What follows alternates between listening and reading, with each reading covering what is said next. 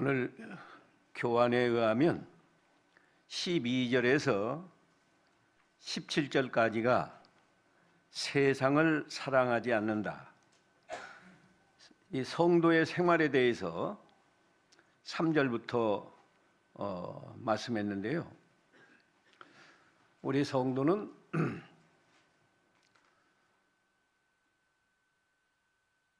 계명을 잘 지켜야 된다.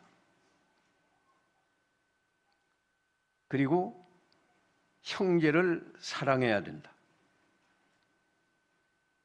그 말씀이 3절에서 11절까지 계속되었고 12절에서 17절까지는 세상을 사랑하지 말아라. 15절에 그랬죠? 이 세상이나 세상에 있는 것들을 사랑하지 말라. 그런데 여기 12절부터 14절에 보면 여러분이 이해하기 조금 어렵게 표현이 됐어요. 12절에 자녀들아, 내가 너에게 쓰는 것은 너희 죄가 그의 이름으로 말미암아 사함을 받았으며 그리스도의 이름으로 죄 사함을 받았다. 그런 뜻이고요. 13절에 아비들아, 내가 너희에게 쓰는 것은 너희가 태초부터 계신 이를 알았으며, 태초부터 계신 이는 창조주 하나님을 알았다 그거예요.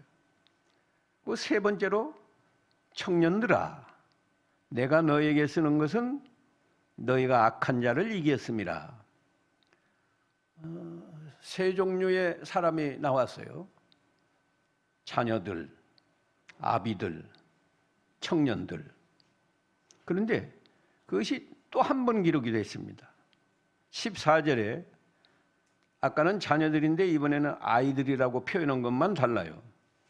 아이들아, 내가 너희에게 쓴 것은 너희가 아버지를 알았으며, 아비들아, 내가 너희에게 쓴 것은 너희가 태초부터 계신 이를 알았으며, 청년들아, 내가 너희에게 쓴 것은 너희가 강하고 하나님의 말씀이 너희 안에 거하시며 너희가 흉악한 자를 이겼음이라. 이렇게 말씀하시면서 15절에 바로 이어서 이 세상이나 세상에 있는 것들을 사랑하지 말라 그러셨어요.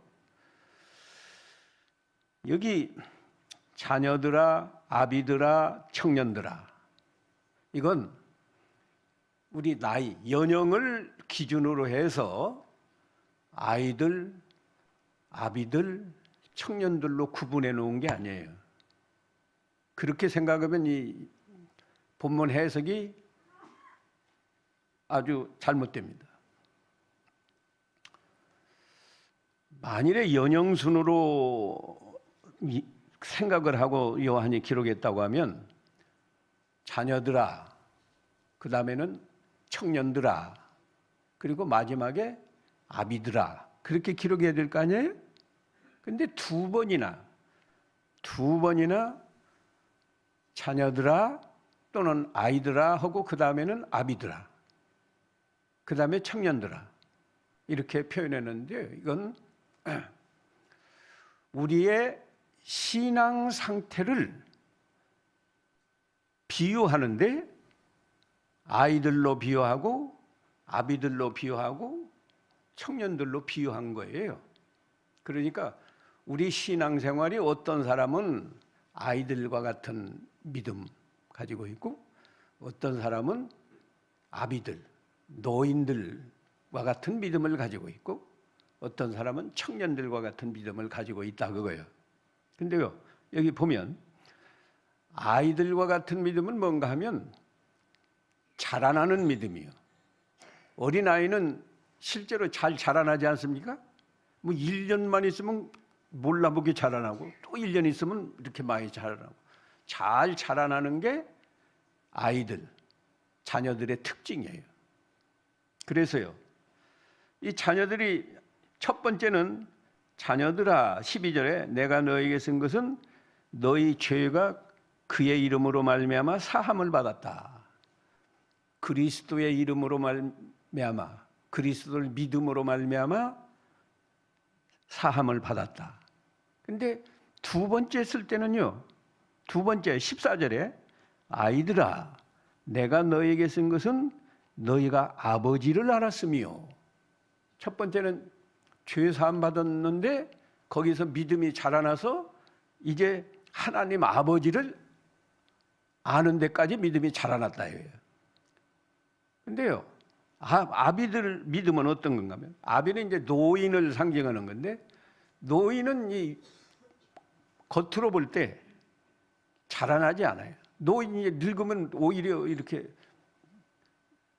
이렇게 다 약해지고 겉으로 볼 때 자라나는 것이 없잖아요. 물론 그 사람의 경험이나 지식이나 이런 건 자라나지만 그 상징적으로 노인들은 육체적으로 자라나는 게 없다고. 그래서요, 똑같아요. 13절에 아비들아 내가 너에게 쓰는 것은 너희가 태초부터 계신 이를 알았으며, 창조주 하나님을 믿는다 이거야. 근데 두 번째도요, 14절에 중간에 보면 아비들아 내가 너에게 쓴 것은 너희가 태초부터 계신 이를 알았으며, 두 번 다 태초부터 계시니만 알고 그 믿음이 말하자면 정체 상태에 있다 이거야. 근데 청년들 하면, 우리가 청년 하면 아주 그 건강하고 힘이 있고 그런 특징이 있잖아요.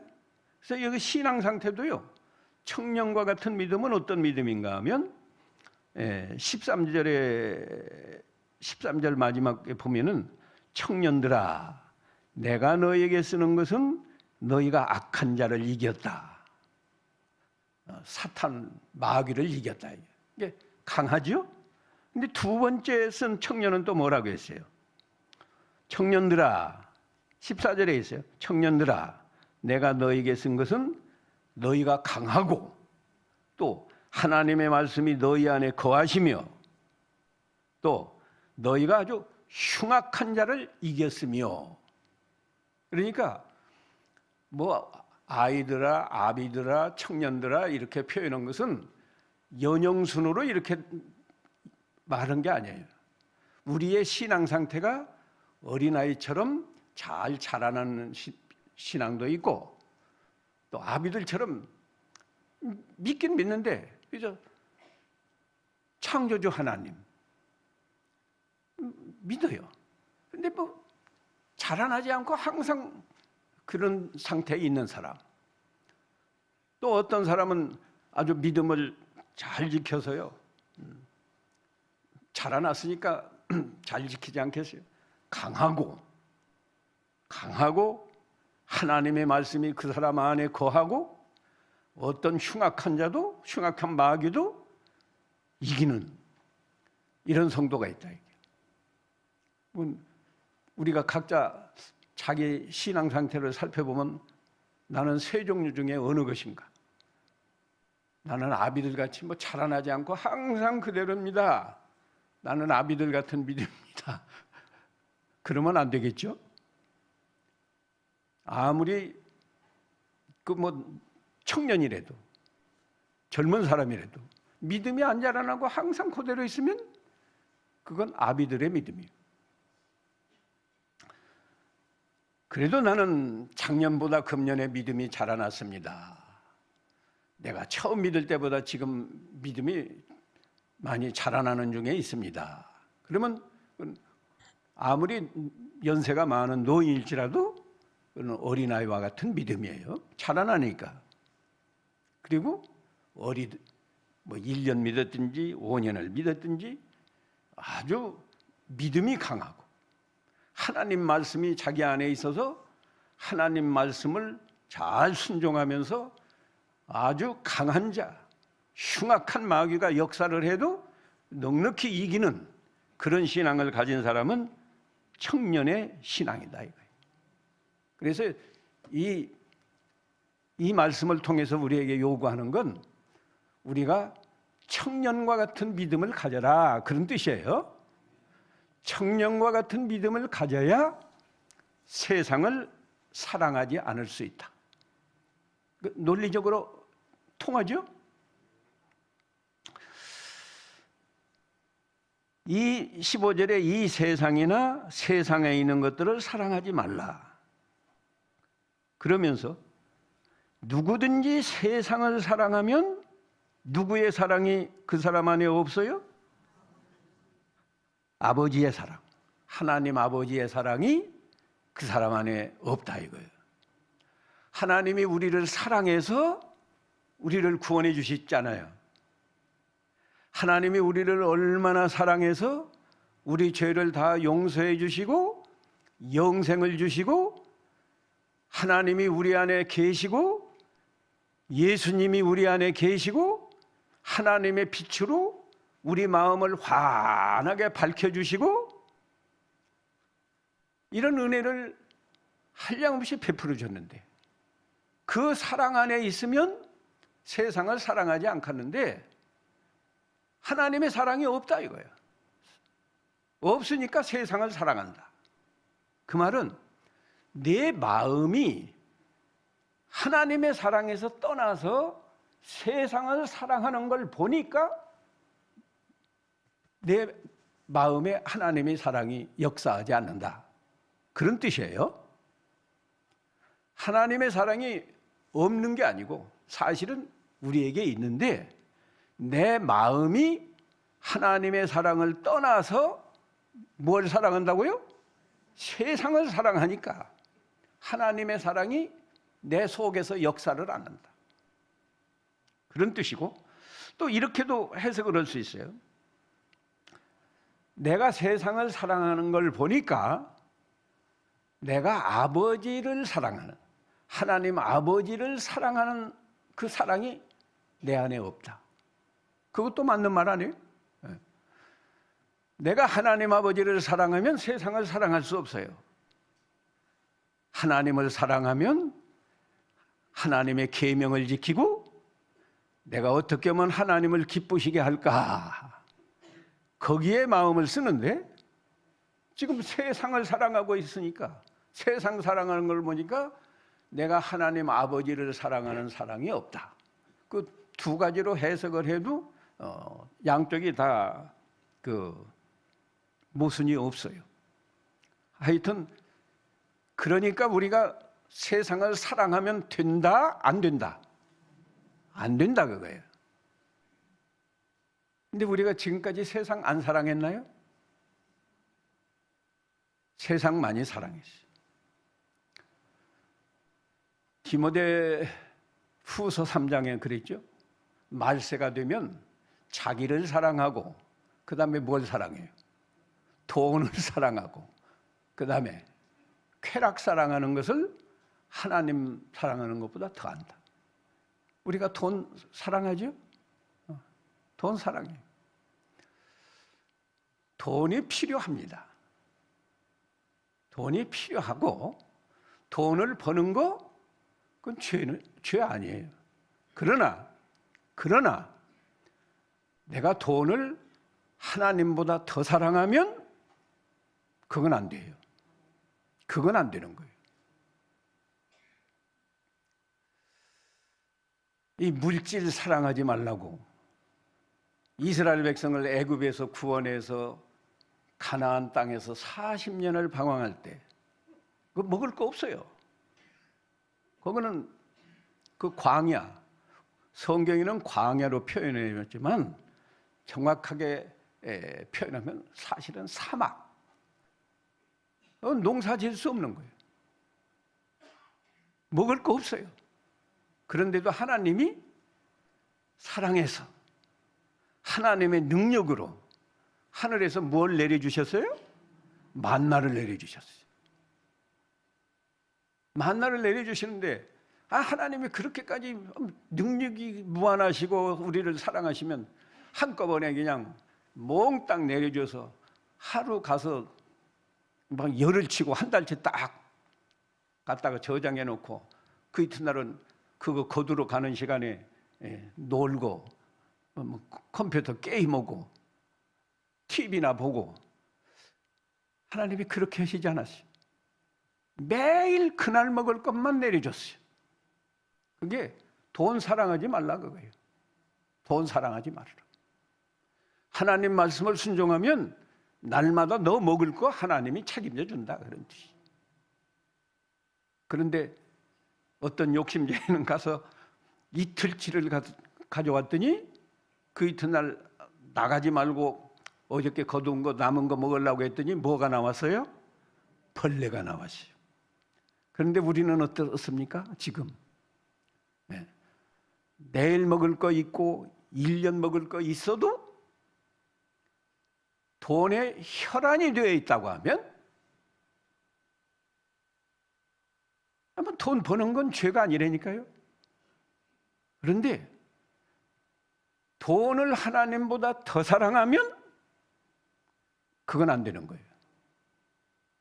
그건 안 되는 거라고. 돈 벌기 위해서 주의를 안 지킨다. 돈이 아까워서 11조를 못한다.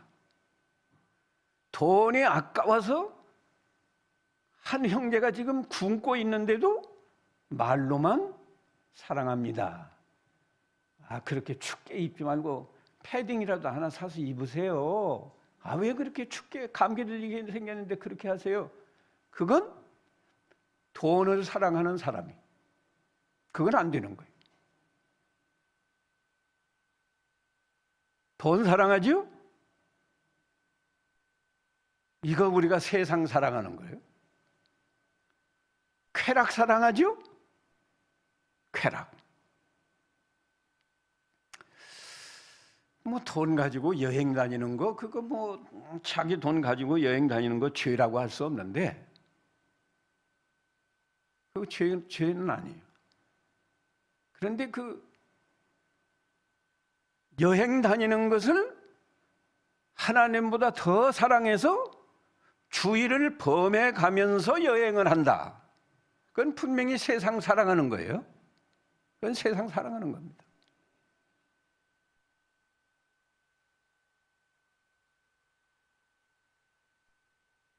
뭐 제가 자랑하는 건 아닌데 제가 우리 바른 성경을 전에 번역하지 않았어요? 거기 저도 그 참여했어요. 그랬더니 그 번역 그 위원들 다 성지순례 공짜로 갔다 오라고 그랬어요. 부부 동반해서. 비용은 그 번역위원은 거기에서 이제 되는 거예요. 다 갔는데 저는 안 갔어요. 왜 안 갔나? 지금 하나님의 일을 할 일이 많은데 제가 신학교 강의도 해야죠. 교인 신방도 해야죠. 교회 예배도 인도해야죠. 안 갔어요.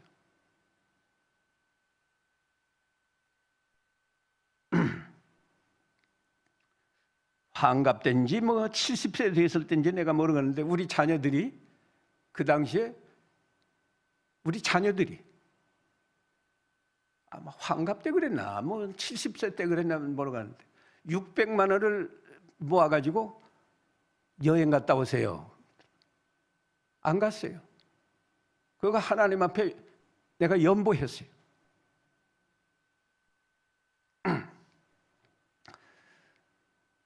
나는 여행 다니는 거 좋아하지 않습니다. 우리 집사람은 불만이 많아요. 목사 부인이 돼가지고 어디 뭐 여행을 데리고 다니나 일본이나 미국 같은데 혹시 사경에 청을 받아서 가더라도 사경에 인도하면 가자. 그게 그거요. 뭐 경치 좋다. 뭐 중국의 뭐 경치가 중국 선교를 제가 몇 번 갔는데 백두산 지역 그 만주 몇 번 갔어요. 그래서 백두산 한 번도 안 올라가 봤어요. 그게 그거지 뭐 별거 있어요? 내가 어떻게 살아야 하나님 앞에 바로 사느냐? 내가 정말 하나님을 사랑하느냐? 세상을 사랑하느냐? 여기 분명히 세상을 사랑하지 말라. 안 믿는 사람들 뭐 해외로 골프 여행 많이 가요. 왜 해외로 가는가? 그 돈 아껴서 우리 국내에 있으면 국내에 그 돈을 쓰니까 우리 한국 경제가 좀 더 좋아질 건데 외국에 나가서 돈을 다 쓴다고. 자유지요. 자유 대한민국 민주주의 국가에서 내 돈 가지고 내가 해외여행 가는데 뭐 누가 뭐라고 그 죄라고는 안 해. 그러지만 조금 생각해보면 우리나라 경제가 어렵다고 불평을 하면서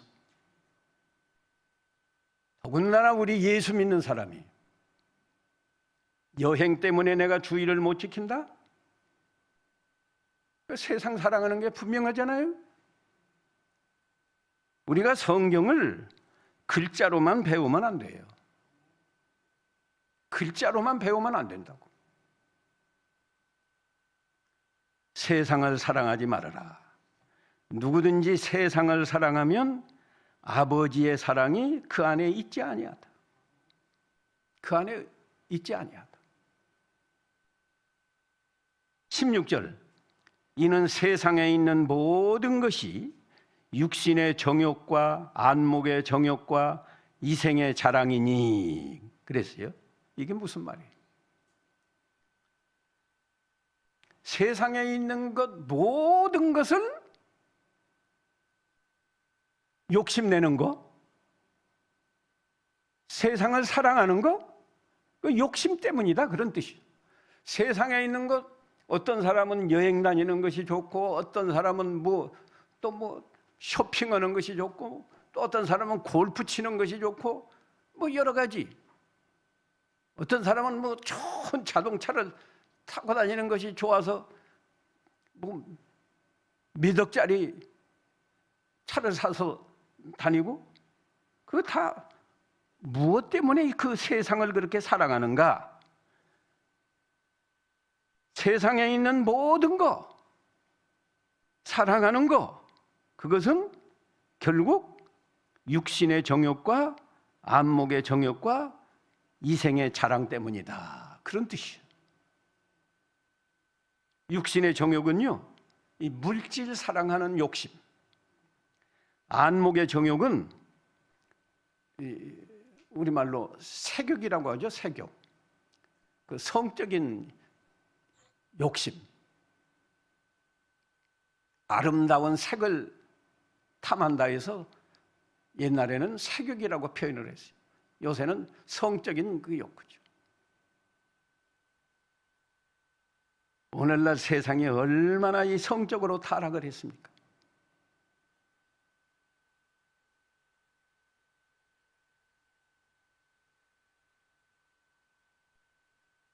예전에도 뉴스에 어떤 50 몇 살 먹은 사람이 다방에 가서 어떤 여자를 자기 말을 잘 안 들어주니까 찔러 죽이고, 저 강원도까지 또 가서 또 찔러 죽이고. 요새 젊은 아이들이 무슨 스토킹?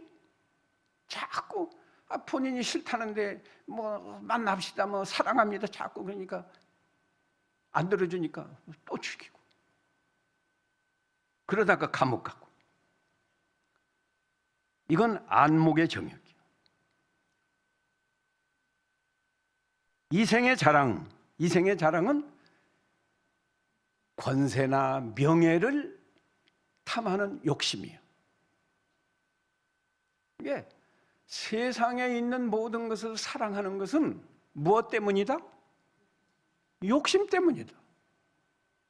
욕심도 내가 어떻게 하면 좀 믿음을 잘 지킬까 하는 이런, 그건 욕심도 아니지만은 그런 욕심이 아니고 아주 시시껄렁한 물질 사랑하는 욕심, 그저 성적 쾌락을 탐하는 욕심, 또 세상 사람처럼 명예 영광을 구하는 욕심. 예수 믿는 사람이요, 학부형 회장 하나 되면 굉장히 좋아해요. 교회에서요, 집사 자격이 없어도 집사로 임명해주면 아주 좋아합니다. 그게 다 명예를 위한 거예요.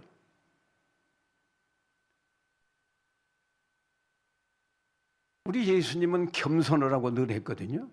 나는 마음이 온유하고 겸손하니 내 멍에를 메고 내게 배우라. 그랬는데 교회 안에서도 집사 자격이 없어도 집사 시켜주면 좋아한다고. 내가 이 집사직을 잘 감당할 수 있을까? 집사의 사명은 무엇인가? 자기가 생각해보고 내가 집사의 직분을 잘 감당할 수 있을까? 내가 이 집사의 직분을 잘 감당하기 위해서 하나님께 간절히 기도하고, 잘 모르면 목사님에게라도 와서 저를 집사로 임명해 주셨는데 제가 교회를 위해서 무엇을 해야 됩니까? 하고 물어보는 사람은 그건 집사 자격이 있는 사람이에요. 근데 집사 되었다고 자랑하고, 나 집사 되었어요 하고 자랑하고, 그게 온당한가? 온당한가? 성경에는 한 줄을 기록해놨어요. 세상을 사랑하지 말아라. 세상을 사랑하면 아버지의 사랑이 그 안에 없다. 두 줄 기록해놨다. 이거 여러 번 읽고 배우고 지내갔지만 여전히 세상을 사랑한다.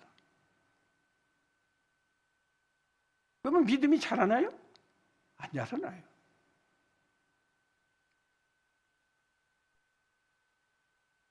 그러면 욕심은 또 어디서 나왔나? 욕심은 16절 중간에 보면 안목의 정욕, 육신의 정욕과 안목의 정욕과 이생의 자랑이니, 그러면 이생의 자랑 때문이니, 이렇게 번역을 해도 더 이해하기 좋은 거예요. 그런데 이것들은 말이죠, 육신의 정욕, 안목의 정욕, 이생의 자랑은 아버지께로부터 온 것이요? 그랬어요? 아버지께로부터 온 것이 아니다. 그럼 어디서부터 온 거예요? 세상으로부터 온 것이다. 세상으로부터 온 것이다. 내가 욕심이 나오면, 내가 자동차를 타고 가다가 보니까 옆에 아주 크고 좋은 차 타고 가요. 나는 언제나 저런 좋은 차를 한번 타볼까? 욕심이 쑥 나오면 그때 한탄하지 말고, 이 욕심은 하나님 아버지께로부터 온 것이 아니고 어디서 온 것이다고요? 세상으로부터 온 것이다. 세상으로 온 것을 보니까 내 마음이 무엇을 사랑하고 있다? 세상을 사랑하고 있구나. 깜짝 놀래가지고 하나님 앞에 회개하면서, 하나님, 제가 이렇게 금방 저 자동차 하나 보고 내 마음이 하나님을 떠나서 세상을 사랑하는 중에 있습니다. 용서해 주시옵소서. 그래야 이게 정상이에요. 그런데 아니거든요. 나는 겨우 25평짜리 아파트 사는데, 구역 예배 보는데 어느 집사님 집에 가보니까 36평짜리, 또 어떤 사람은 40몇 평짜리 사는데 구역 예배 실컷 하고 와서 화가 나가지고 자기 남편한테 바가지를 긁으면서, 우리는 언제나 36평짜리 삽니까? 언제나 48평짜리 삽니까? 이거 뭘 사랑하기 때문이라고요? 잘 알고는 이제 알았어요. 세상을 사랑해도 괜찮을 것 같은데, 세상을 사랑하면 누구 사랑이 없어요? 하나님의 사랑이 없어요. 사랑이 없다. 그렇게 세상을 사랑하면 행복할 것 같아요? 불행할 것 같아요? 불행한 거예요. 불행한 거예요. 불행한 겁니다. 나는 25평에 살아도 여기 45평짜리 사는 성도의 집에 와서도 나는 부럽지 않다. 내가 첫날부터 말이죠. 나 같은 죄인을 하나님이 구원해 주신 것만 해도 나는 감사합니다. 그런 사람은 행복할까요? 불행할까요? 행복해요. 행복하다고. 구원의 은혜에 감사하니까 행복하다고. 나 같은 게 예수 안 믿었으면 항상 어두운 세계에서 살 건데 빛이신 하나님의 자녀가 되어서 하나님의 빛 가운데서 있으니까 뭐 50평짜리 사는 사람도 하나님을 모르는데, 예수님을 모르는데 나같이 변변치 않아도 나는 보이지 않는 하나님을 확실히 본 것처럼 믿는다. 나는 창조주 하나님을 믿어요. 나는 예수님이 하나님의 아들이신 걸 믿어요. 하나님의 아들 예수님이 동정녀 탄생하신 것을 나는 믿어요. 그 예수님이 나 같은 죄인을 위해서 내 죄 때문에 십자가에 죽어주신 것을 믿어요. 예수님은 하나님의 아들이시기 때문에 죽은 자 가운데서 사흘 만에 부활하신 예수님을 나는 믿어요. 나도 죽어도 예수님처럼 마지막에는 부활해서 하늘나라에서 영원히 살 것을 믿습니다. 하나님 감사합니다 하는 사람은 행복한 거예요. 왜 쓸데없는 것을 세상을 바라보니까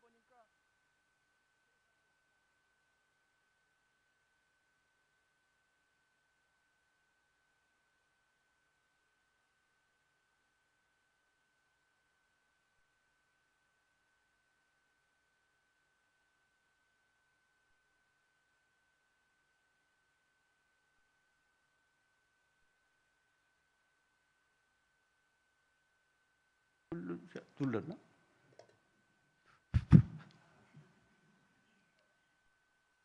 옛날에는 새방에 살아도 장가갔어요.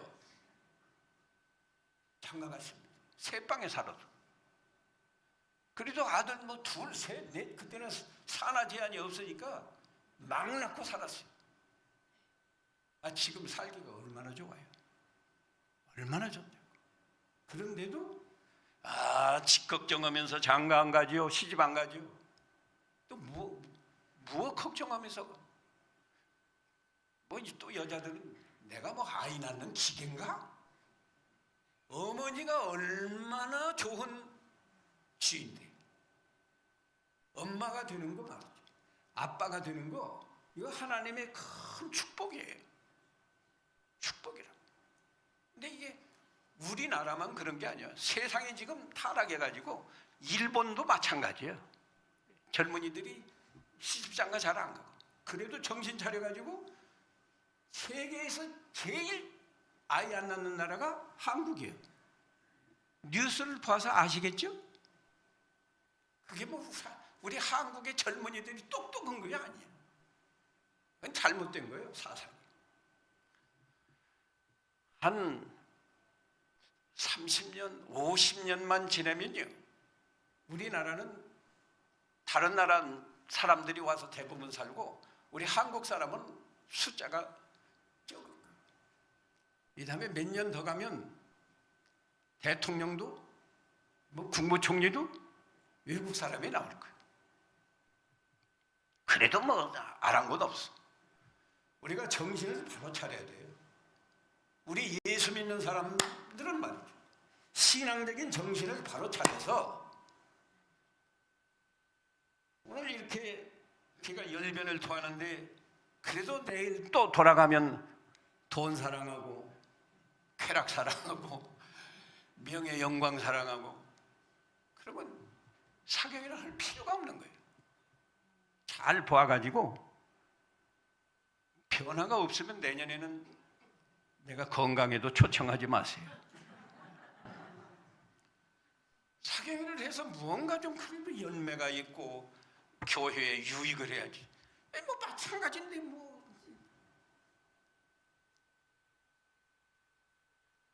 그 뒤에 봅시다. 17절. 17절 한번 다 읽어보세요. 시작. 이 세상도 그 정욕도 지나가되, 지나가는 거예요. 오직 하나님의 뜻을 행하는 자는 영원히 거하느니라. 우리가 세상을 사랑해서 세상 것을 많이 얻었습니다. 뭐 100평짜리 아파트에서 살고 몇 억짜리 자동차를 타고 다니고 뭐 밍크 코트를 몇백만 원짜리를 입고 다니고 싸놓고 해서도 그 지나간다. 이거 지나가. 죽으면 그거 무슨 소용이야. 정욕도 지나간다. 욕심도.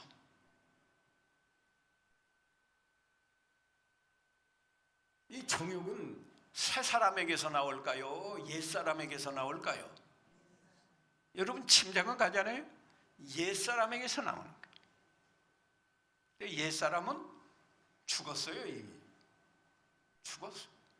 또 우리가 육신을 위해서, 우리 구원받은 성도라도 자기 육신을 중심에서 살면 그렇게 되는 거예요. 내가 어떻게 하면 눈으로 보이는 좋은 아파트 살까? 눈으로 보이는 좋은 자동차를 살까? 눈으로 보는 좋은 옷을 입을까? 육신 중심의 생활에서 욕심이 나는 거예요. 하나님의 뜻을 행하는 자는 새 사람일까요? 옛 사람일까요? 예? 새 사람이죠. 짐작으로도 새 사람. 그러면 새 사람은 어디서 사는 사람이 새 사람이요?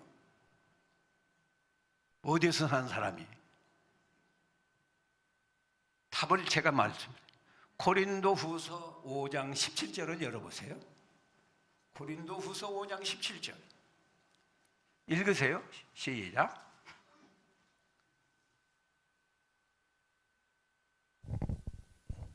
고린도후서 5장 17절 그런즉 누구든지 그리스도 안에 있으면 새로운 피조물이라 이전 것은 지나갔으니 보라 새 것이 되었도다.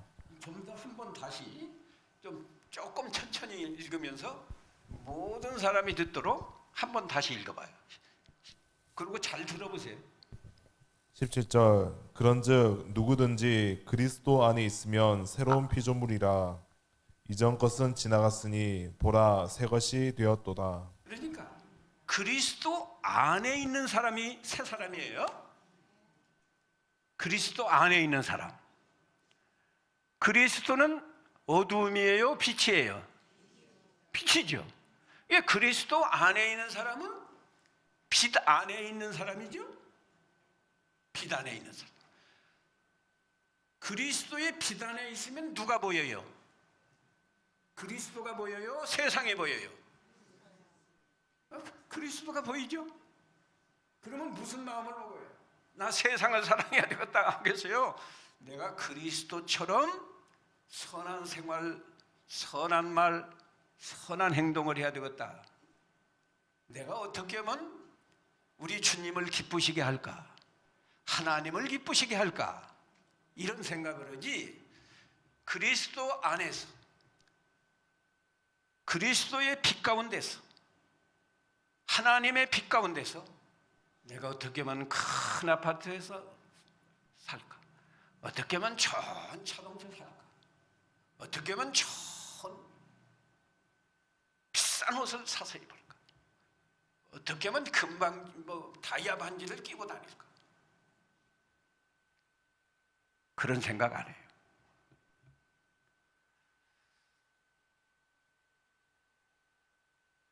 하나님의 뜻을 행하는 자는 영원히 거한다. 하나님의 나라에 가면 그건 다 남아있는 거예요. 하나님의 뜻을 행한 건 다 남아있어. 아무개 집사,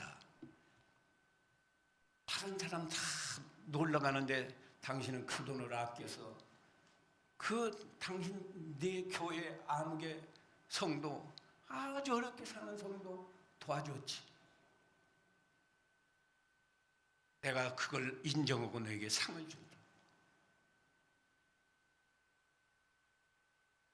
하늘나라에 남아있다.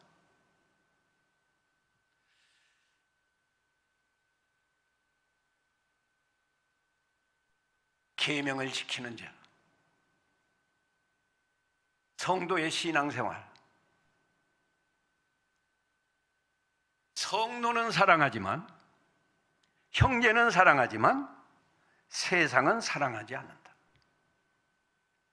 교환이 그렇게 있어요.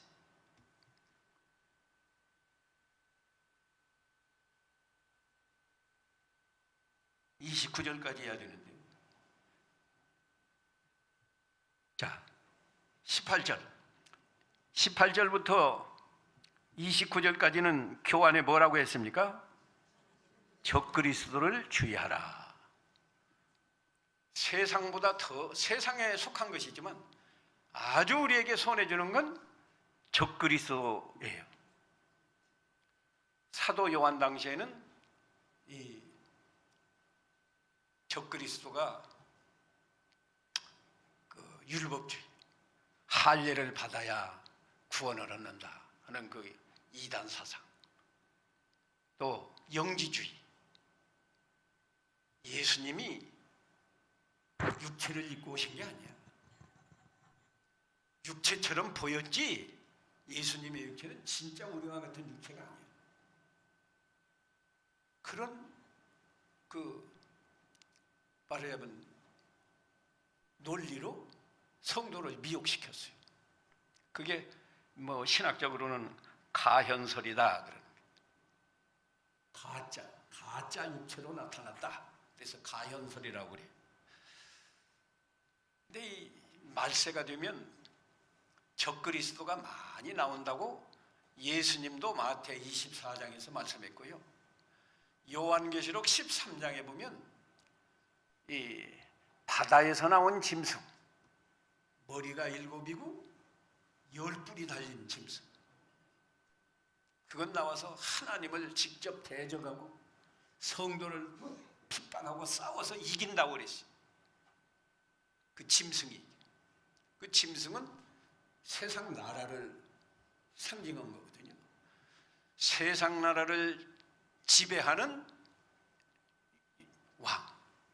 이게 요새로 말하면요, 공산 소련을 지배하는 푸틴이나 중국을 지배하는 누구? 시진핑, 저 북한 공산당을 지배하는 김정은이나, 성경은 그런 사람들을 바다에서 나온 짐승으로 표현했어요.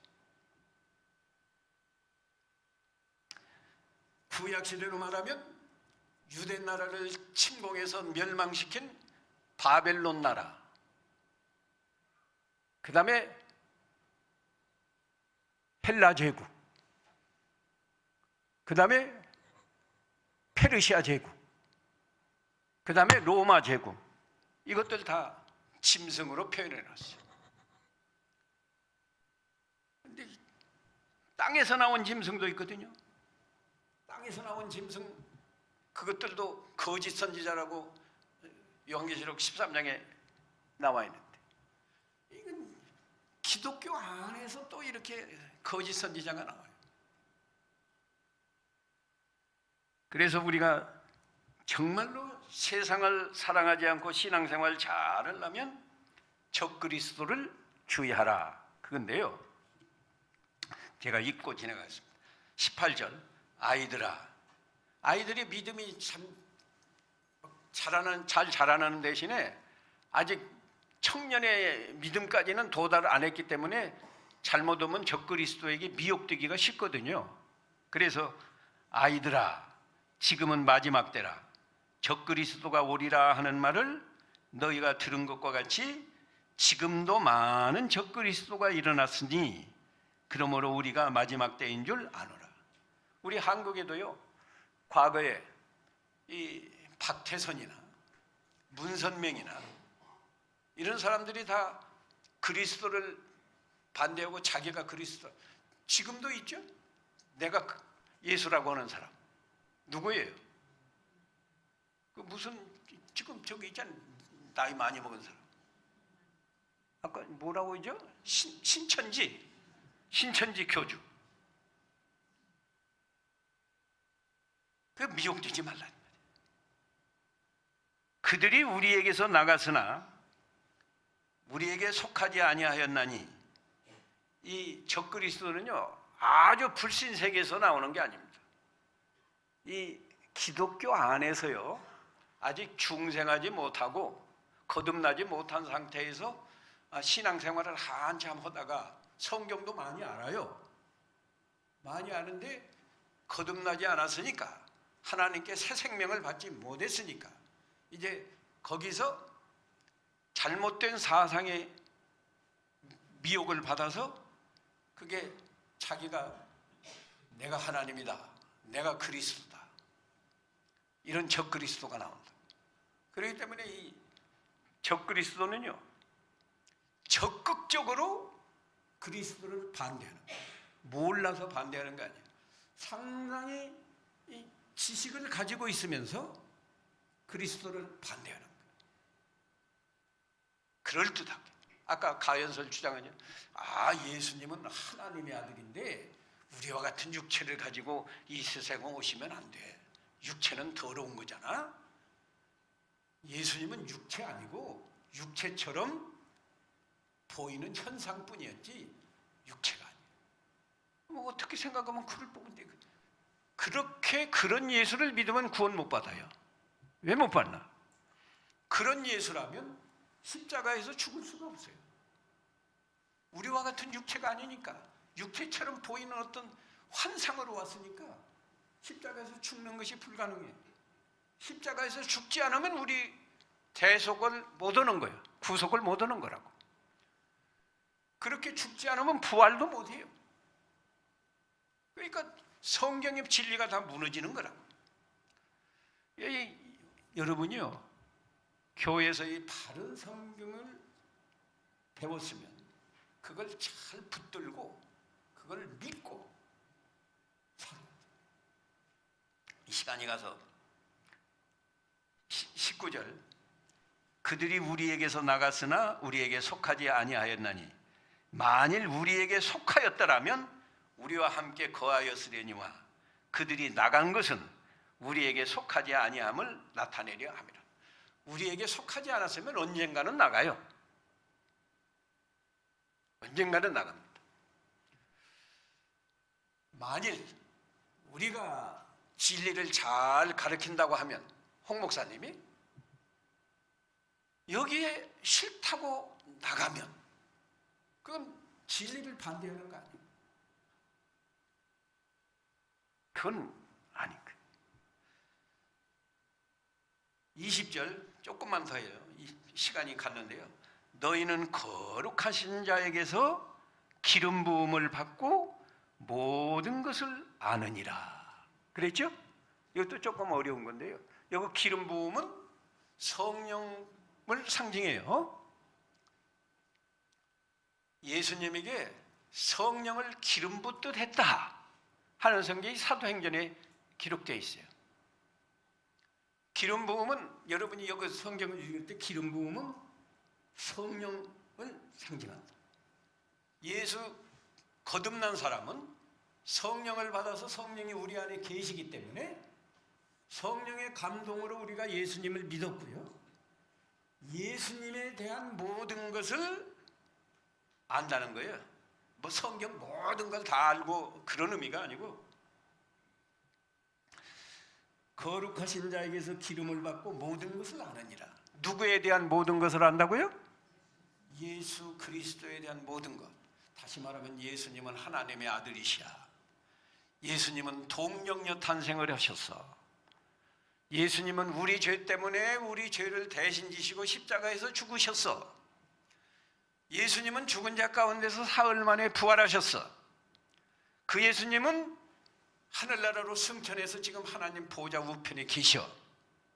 그거 다 믿어지잖아요.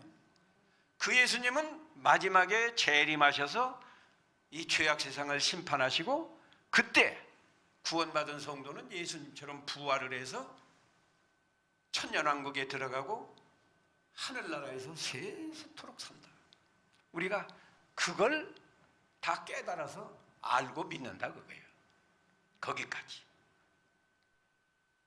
내가 너희에게 쓴 것은 너희가 진리를 알지 못하기 때문이 아니라 알기 때문이야. 지금 설명한 거 구원받은 성도라면 다 알기 때문에 내가 이거 쓴다.